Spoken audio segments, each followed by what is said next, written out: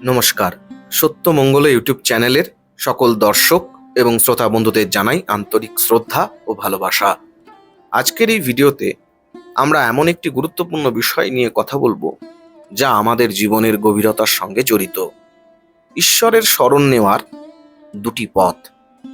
জীবনে যতই দুঃখ, কষ্ট বা অস্থিরতা আসুক না কেন, একমাত্র ঈশ্বরই আমাদের শান্তির আশ্রয়।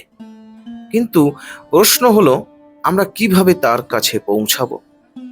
এই ভিডিওতে আমরা খুব সহজভাবে জানব কিভাবে আমরা ঈশ্বরের কাছাকাছি পৌঁছাতে পারি।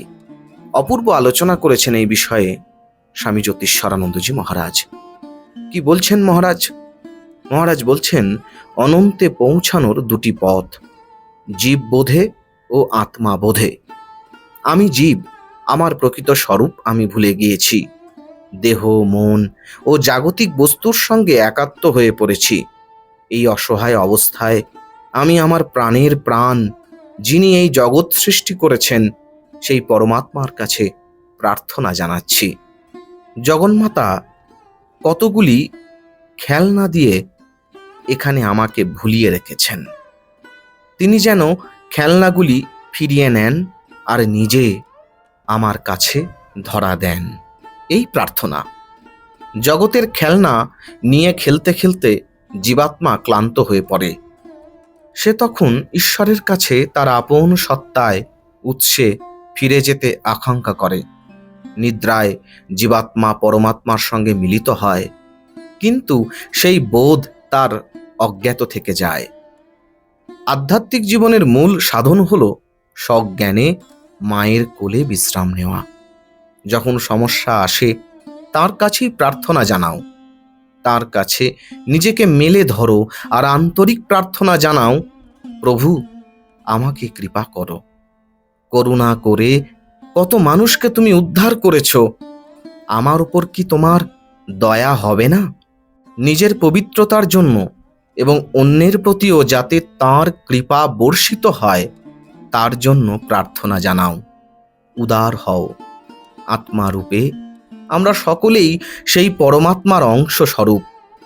অহংকারী এই সত্যকে আড়াল করে এবং বিভেদ সৃষ্টি করে। এই অহংকার যতই সরিয়ে দিতে পারবে, ততই আলোক পাবে। আত্মার সাপেক্ষে দেখলে আমরা সকলেই পবিত্র। একই শক্তি আমাদের সকলের মধ্যে ক্রিয়া করছে।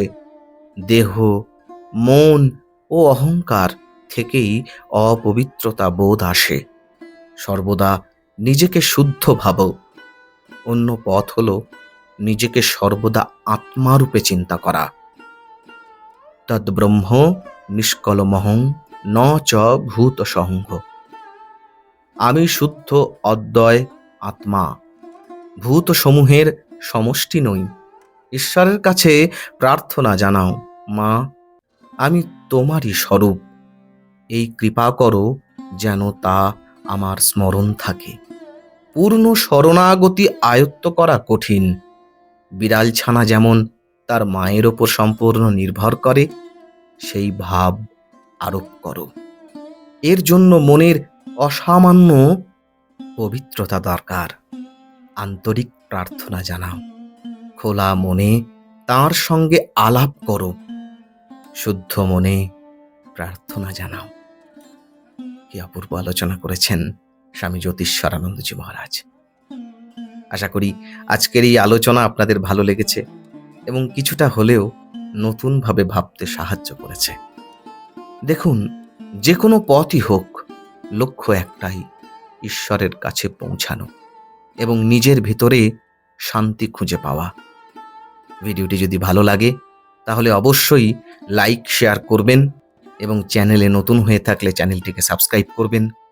ধন্যবাদ।